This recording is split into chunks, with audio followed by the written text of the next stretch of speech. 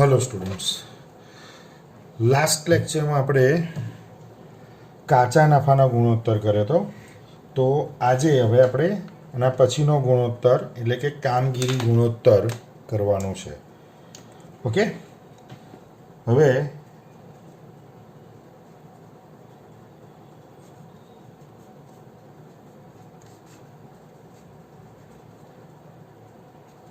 કામગીરી ગુણોત્તર. તો કામગીરી પડતર એટલે આપણે માલ ખરીદીએ છીએ, ધારો કે કાચો માલ હોય એને તૈયાર કરવામાં આવે અને એને વેચવામાં આવે ત્યાં સુધીના બધા જ ખર્ચાઓ ભેગા કરો તો એને કામગીરી પડતર કહેવાય. અથવા જો આપણે ઉત્પાદન ના કરતા હોય તો તૈયાર માલ લાવી અને એને વેચતા હોઈએ તો એને વેચો ત્યાં સુધીના બધા જ ખર્ચાઓનો સરવાળો થાય તો એને શું કહેવાય? કામગીરી પડતર. હવે આ ગુણોત્તર ક્યાં કામમાં આવે? આ ગુણોત્તર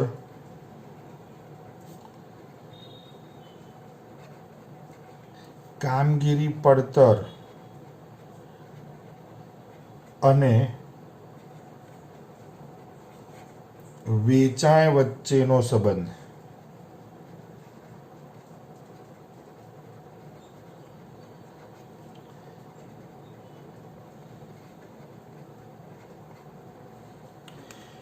કામગીરી ગુણોત્તર એ કામગીરીની પડતર અને વેચાણ વચ્ચેનો સંબંધ દર્શાવે છે. જેમ કાચા નફાના ગુણોત્તર માટે આપણે લખ્યું હતું કે ભાઈ કાચા નફા અને વેચાણ વચ્ચેનો સંબંધ દર્શાવે છે.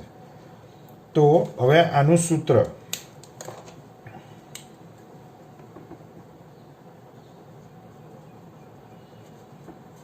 કામગીરી ગુણોત્તર બરાબર વેચેલ માલની પડતર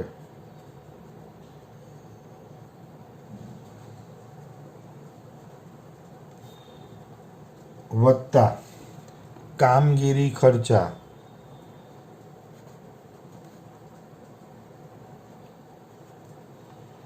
ભાગ્યા ચોખ્ખું વેચાણ અથવા કુલ ચોખ્ખું વેચાણ.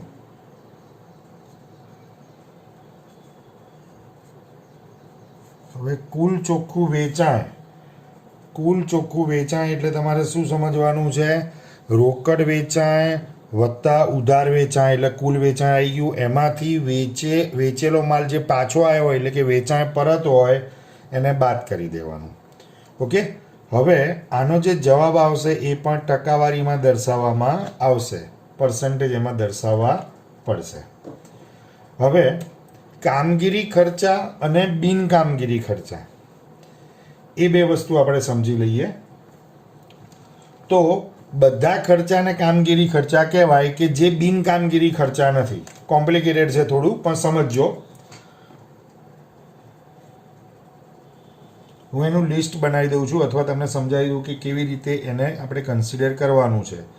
બિનકામગીરી ખર્ચા. બિનકામગીરી ખર્ચામાં શું આવે? તો જે નાણાકીય ખર્ચા હોય ને, નાણાકીય ખર્ચા એને આપણે કામગીરી ખર્ચમાં લેવાના હોતા નથી. એટલે કે ચૂકવેલું વ્યાજ કે ડિવિડન્ડ. આપણે કોઈની જોડેથી લોન લીધેલી હોય ધંધા માટે તો એની ઉપર વ્યાજ ચૂકવવું પડે.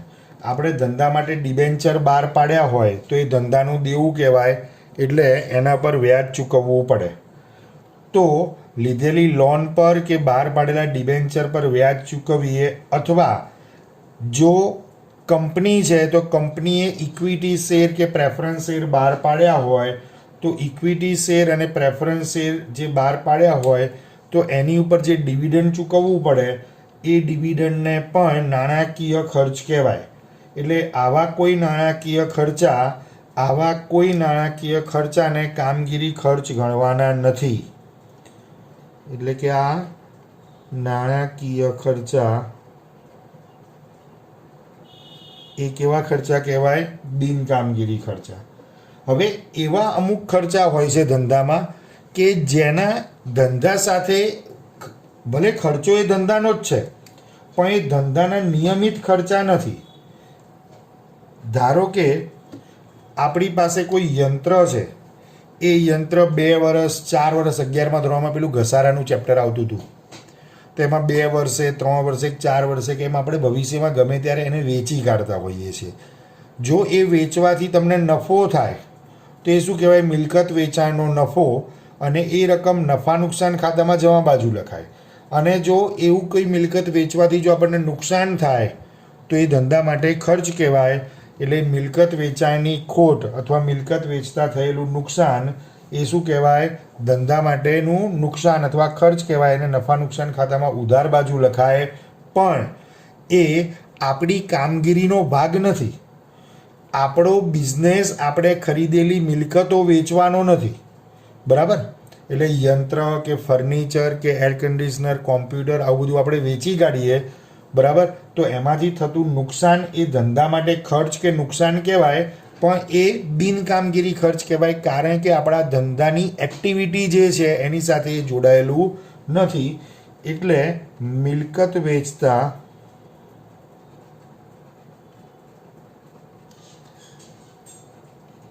થયેલ નુકસાન, મિલકત વેચતા થયેલું નુકસાન એ બિનધંધાકીય બિનકામગીરી ખર્ચ કહેવાય. એટલે એને આપણે અહીંયા કામગીરીના ખર્ચામાં લઈશું નહીં.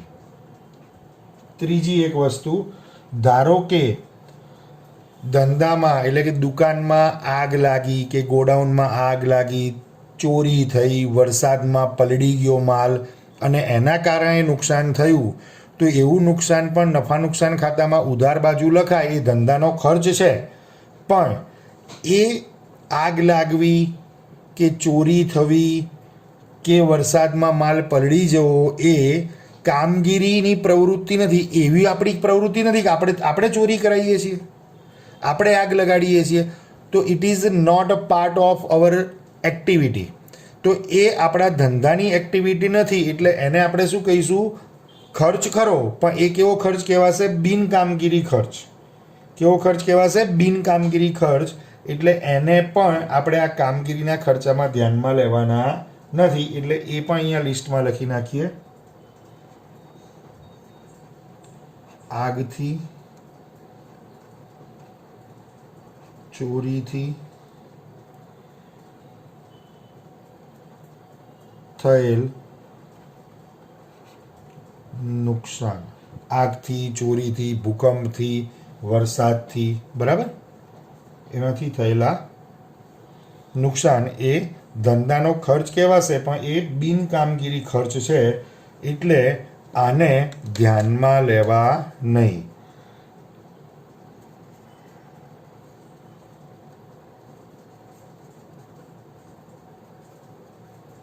ધ્યાનમાં લેવાના નથી.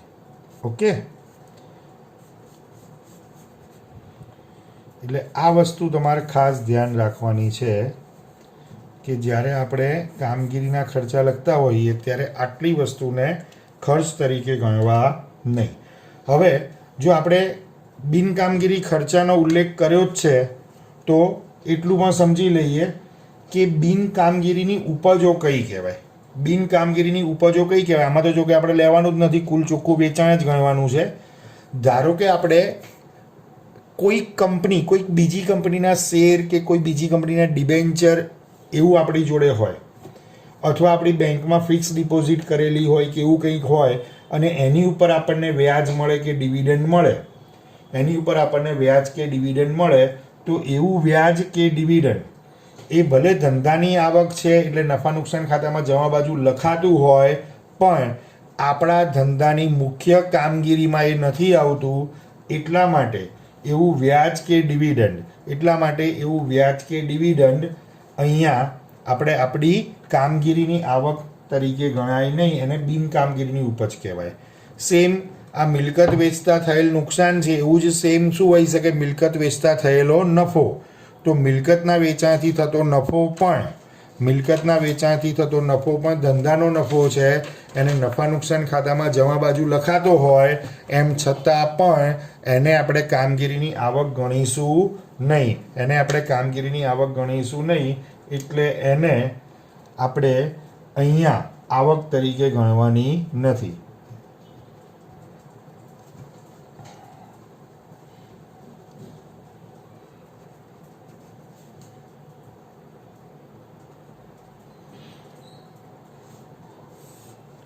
બિનકામગીરી આવકો અથવા ઉપજો.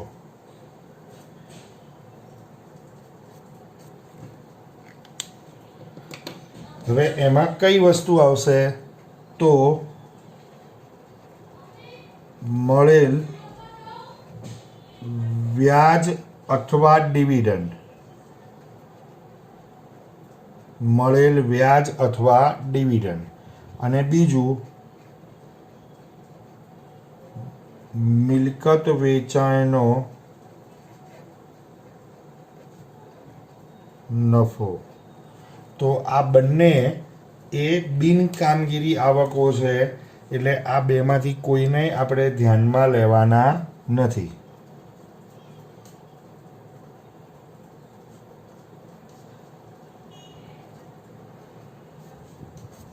એટલે એને આપણે આવક તરીકે ગણવાના નથી. શેના માટે?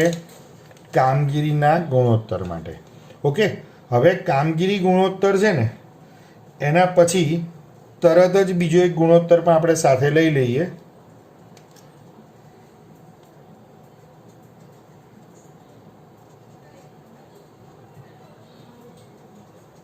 કામગીરી નફા ગુણોત્તર.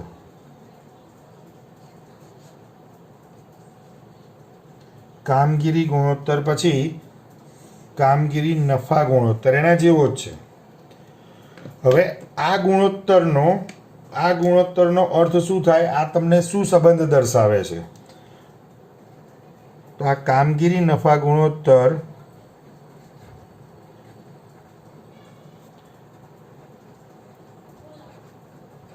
કામગીરી નફા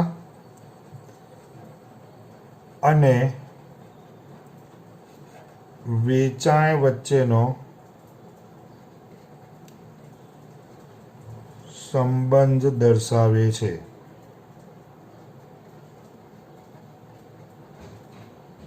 કામગીરી નફા અને વેચાણ વચ્ચેનો સંબંધ દર્શાવે છે. હવે એનું સૂત્ર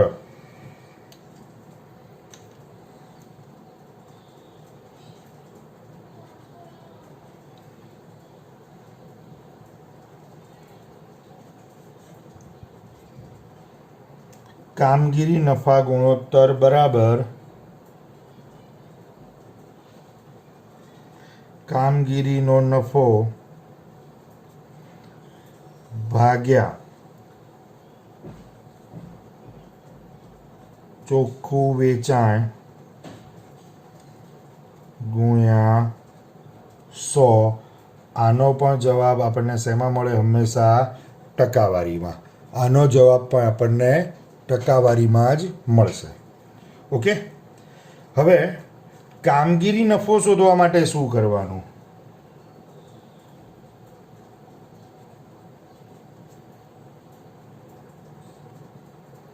કામગીરી નફો શોધવા માટે શું કરવાનું? તો વેચાણ શબ્દ જ્યાં આવે ત્યાં કુલ ચોખ્ખું વેચાણ ગણવાનું છે આપણે. વેચાણ માઇનસ કામગીરી પડતર. ઓકે, અને કામગીરી પડતર કેવી રીતે મળે આપણને? કામગીરી પડતર કેવી રીતે મળે?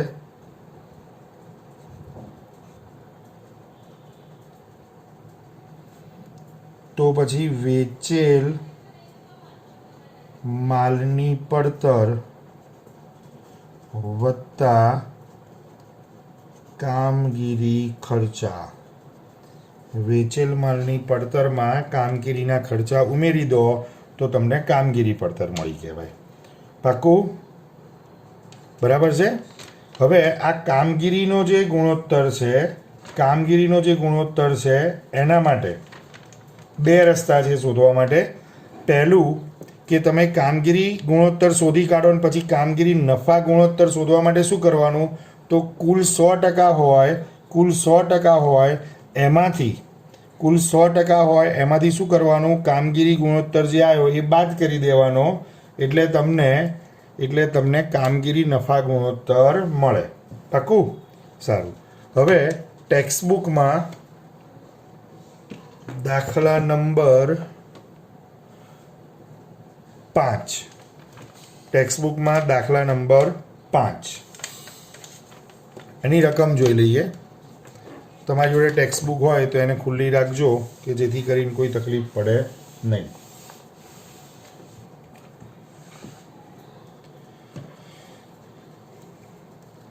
નીચે આપેલી વિગતોને આધારે કામગીરી ગુણોત્તર ગણો.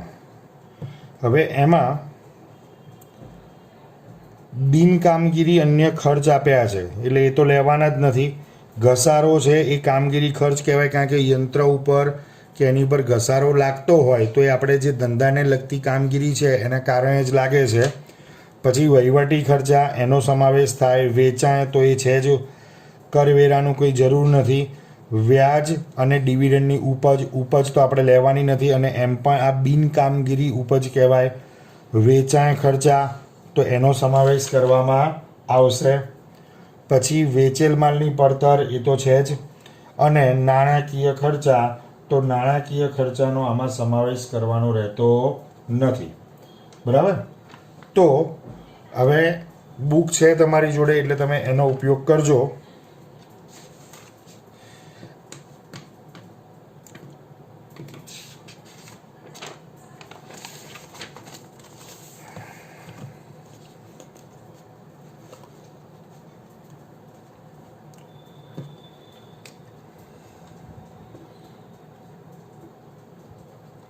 દાખલા નંબર 5,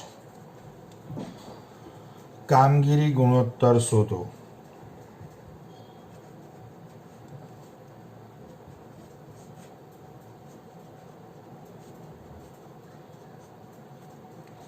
કામગીરી ગુણોત્તર શોધો. હવે કામગીરી ગુણોત્તર શોધવા માટે જો સૌથી પહેલું દરેક વ્યક્તિ અલગ અલગ રીતે ગણતા હોય છે દાખલા. આપણે એવું કરીએ કે કોઈ પણ ગુણોત્તર શોધવાનો હોય ને તો સૌથી પહેલાં એનું સૂત્ર નક્કી કરી નાખીએ અને સૂત્ર લખી જ નાખવાનું, એટલે એની અંદર જે વસ્તુની જરૂરિયાત છે આપણે શોધી શકાય. તો એનું સૂત્ર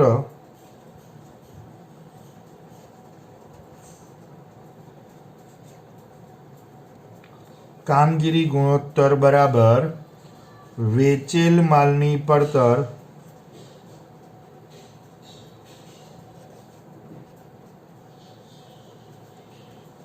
પ્લસ કામગીરી ખર્ચા ભાગ્યા કુલ ચોખ્ખું વેચાણ ગુણ્યા 100.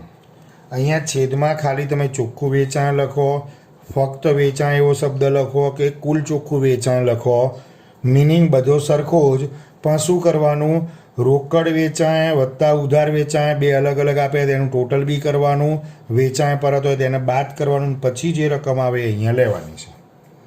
ઓકે. હવે વેચેલ માલની પડતર. તો વેચેલ માલની પડતર આપણને કેટલી આપી છે પ્રશ્નમાં? ઓકે, છેલ્લેથી બીજું આપ્યું છે જમણી બાજુ 3,25,000. તો એ આપણે લખી નાખીએ ત્યાં. વેચેલ માલની પડતર 3,25,000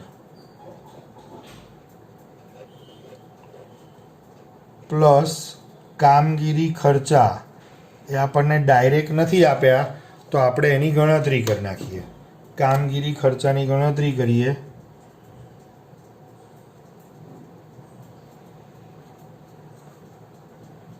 આ હેડિંગ આપી દીધું કામગીરી ખર્ચા.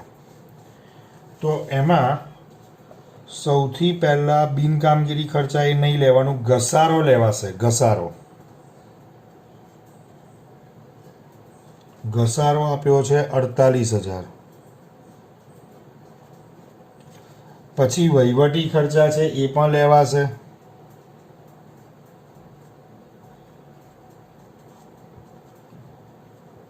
વહીવટી ખર્ચા 75,000. પછી વેચાણ છે, કરવેરાનો દર, વ્યાજ, ડિવિડન્ડની ઉપજ નહીં, વેચાણ ખર્ચા. વેચાણ ખર્ચા 52,000 એ લેવા પડશે. વેચેલ માલની પડતર તો આપણે લઈ લીધી છે અને નાણાકીય ખર્ચા લેવાના નથી, આ ખાસ ધ્યાન રાખજો. તો આ ત્રણનું total 48,000 plus 52,000 plus 75,000 plus 75,000 plus 52,000 એટલે 1,75,000. 1,75,000 રૂપિયા જે આયા એ કામગીરીના ખર્ચા છે. તો એ રકમ આપણે અહીંયા ઉમેરવી પડશે. 1,75,000 છેદમાં કુલ ચોખ્ખું વેચાણ. તો રકમમાં તમે ધ્યાનથી જોઈ લો, વેચાણ આપ્યું છે 6 લાખ. વેચાણ આપ્યું છે 6 લાખ. વેચાણ પરત આપી છે ક્યાંય? વેચાણ પરત આપ્યું નથી, એટલે વેચાણની જે રકમ છે એ જ કુલ ચોખ્ખું વેચાણ ગણાશે. ઓકે.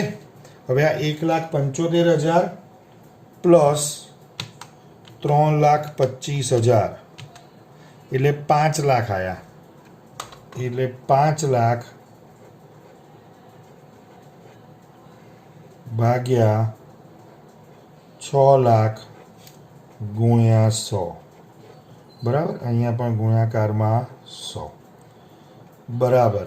હવે આ 5 લાખ છે ભાગ્યા 6 લાખ ગુણ્યા 100 એટલે આયા 83.33. 83.33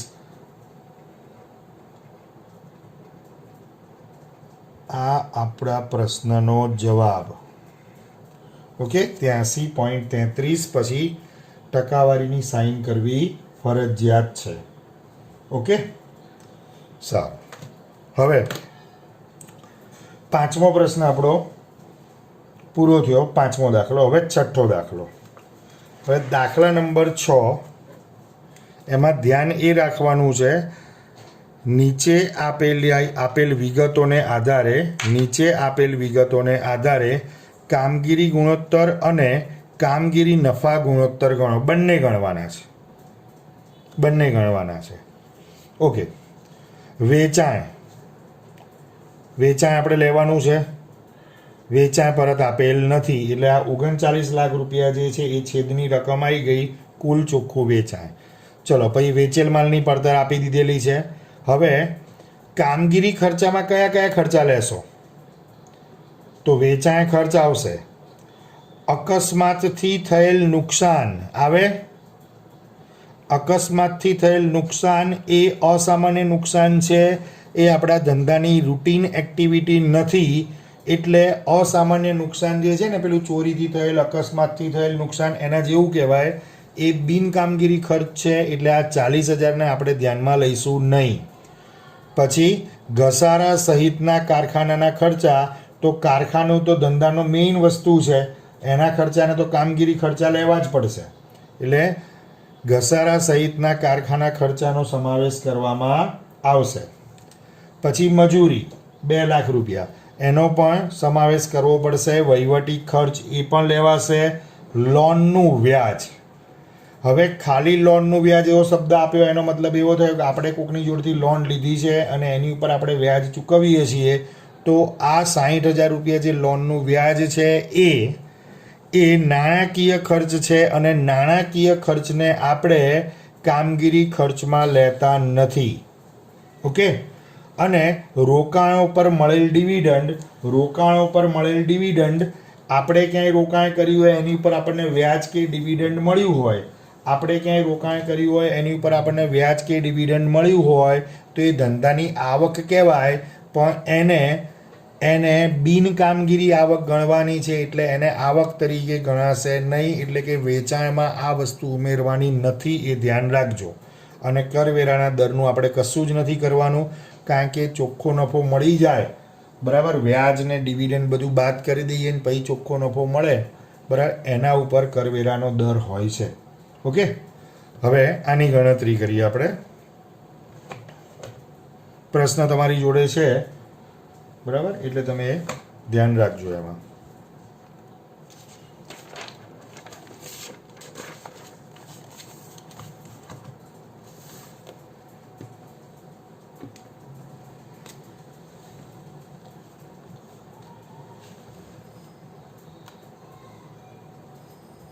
દાખલા નંબર 6. એમાં બે વસ્તુ શોધવાની છે, એટલે પહેલા આપણે લખી નાખીએ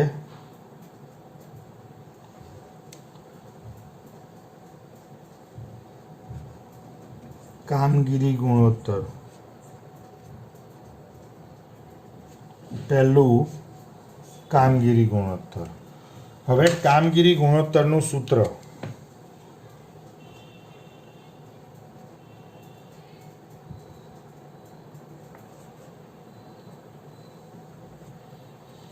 બરાબર વેચેલ માલની પડતર પ્લસ કામગીરી ખર્ચા ભાગ્યા વેચાણ અથવા કુલ ચોખ્ખું વેચાણ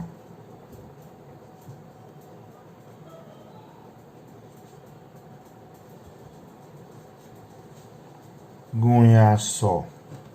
બરાબર. હવે અહીંયા જો તમારે વેચેલ માલની પડતર પ્લસ કામગીરી ખર્ચા એવું ના લખવું હોય તો સીધે સીધું લખવું હોય શું લખાય? એને કામગીરી પડતર પણ લખાય અને એની ગણતરી બતાવવાની થાય. ઓકે, હવે વેચેલ માલની પડતર તો આપણને આપી જ દીધી છે. જો કે વેચેલ માલની પડતર રકમમાં આપી છે 25 લાખ રૂપિયા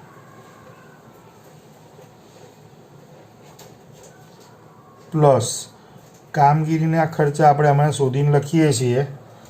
કુલ ચોખ્ખું વેચાણ તો ખાલી વેચાણ જ આપ્યું છે, બીજો કોઈ ડેટા છે નહીં, એટલે વેચાણ પરત નથી, એટલે 39 લાખ રૂપિયા વેચાણના છે, એ જ કુલ ચોખ્ખું વેચાણ થશે ને ગુણ્યા 100 કરવાના. હવે આપણે કામગીરીના ખર્ચાનું લિસ્ટ બનાવી દઈએ.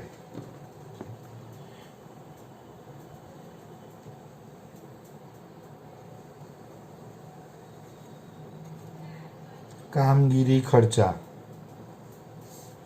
ઓકે, હવે આ કામગીરી ખર્ચમાં કઈ કઈ વસ્તુ આવશે તો રકમમાંથી આપણે જોઈએ વેચાણ નહીં, વેચેલ માલની પડતર નહીં, વેચાણ ખર્ચા, વેચાણ અને વેચેલ માલની પડતર નહીં આવે, વેચાણ ખર્ચા આવશે. તો વેચાણ ખર્ચ આપણો છે 75,000. વેચાણ ખર્ચ 75,000. એના પછી અકસ્માતથી થયેલ નુકસાન નહીં આવે, પણ ઘસારા સહિત કારખાનાના ખર્ચા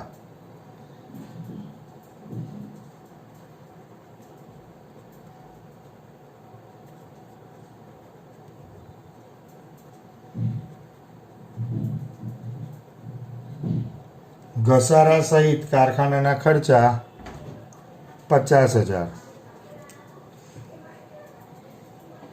એ પછી મજૂરી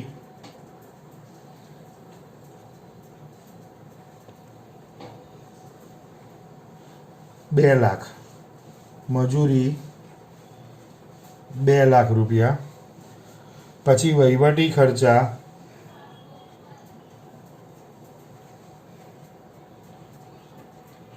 વહીવટી ખર્ચા 1,75,000 રૂપિયા. પછી લોનનું વ્યાજ આપણે લેવાનું નથી, નાણાકીય ખર્ચ છે. રોકાણ પર મળેલ ડિવિડન્ડ એ નાણાકીય આવક છે, બરાબર, એને પણ આપણે લેવાનું નથી, બિન કામગીરી આવક કહેવાય એને. અને કરવેરાનો દર આપણે ઇગ્નોર કરીશું, એને પણ લઈશું નહીં. હવે આનું total 75,000 plus 50,000 plus 2 lakh plus 1,75,000 એટલે 5 લાખ રૂપિયા 5 લાખ રૂપિયા થયા.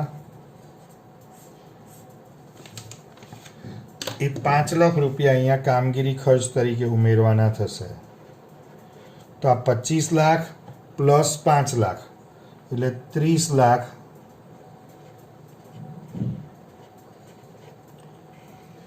ભાગ્યા કુલ ચોખ્ખું વેચાણ 39 લાખ ગુણ્યા 100. તો 30 લાખ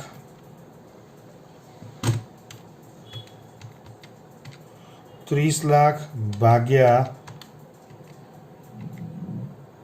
39 લાખ ગુણ્યા 100 એટલે જવાબ આવ્યો આપણો 76.92 76.92 અને આ ટકાવારીની સાઇન આપણે કરવી ફરજિયાત છે અહીંયા. ઓકે, હવે આ તો આપણું કામગીરી ગુણોત્તર પતી ગયું. હવે કામગીરી નફા ગુણોત્તર.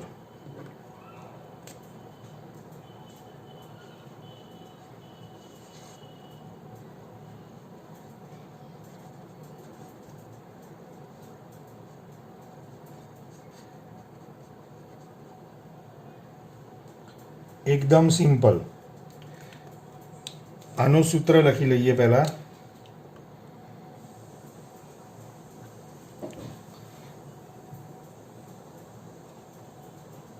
કામગીરી નફા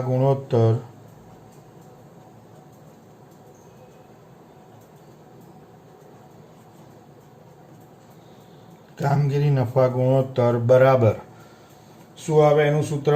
કામગીરી નફો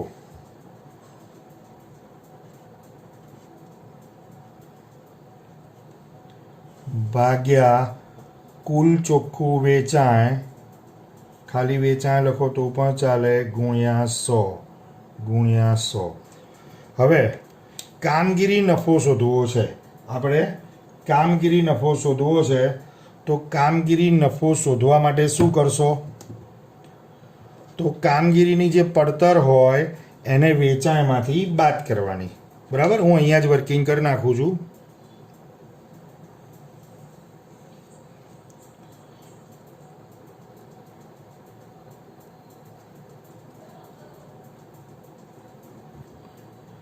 કામગીરી નફો શોધવા માટે શું કરશો? તો વેચાણ કેટલું છે? 39 લાખ માઇનસ કામગીરી પડતર. તો કામગીરી પડતર આપણને કેવી રીતે મળશે? તો વેચેલ માલની પડતર 25 લાખ પ્લસ કામગીરીના ખર્ચા 5 લાખ એટલે આ બંનેનું ટોટલ એટલે કે 30 લાખ. એટલે 30 લાખ એ 30 લાખ રૂપિયા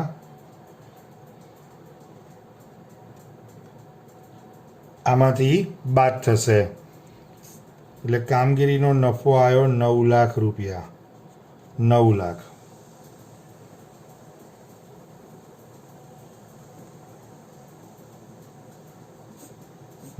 રૂપિયા. તો કામગીરીનો નફો એની જગ્યાએ લખો 9 લાખ ભાગ્યા વેચાણ 39 લાખ ગુણ્યા 100. 9 લાખ ભાગ્યા 39 લાખ ગુણ્યા 100 એટલે જવાબ આવે છે આપણો 23.076 એવો છે. એટલે આપણે 0.8 લઈ લઈએ ટકા. 23.08%. બરાબર. હવે બીજી એક રીત આના માટે જ, આ બે જ લાઈનનું કામ છે. અથવા હવે એને હું બીજા પેજ ઉપર ગણું છું. બરાબર, એટલે તમે કન્ફ્યુઝ ના થાવ. હવે આ આખું આટલું ના કરવું હોય તો કઈ રીતે થાય? તો એના માટે કામગીરી નફા ગુણોત્તર બરાબર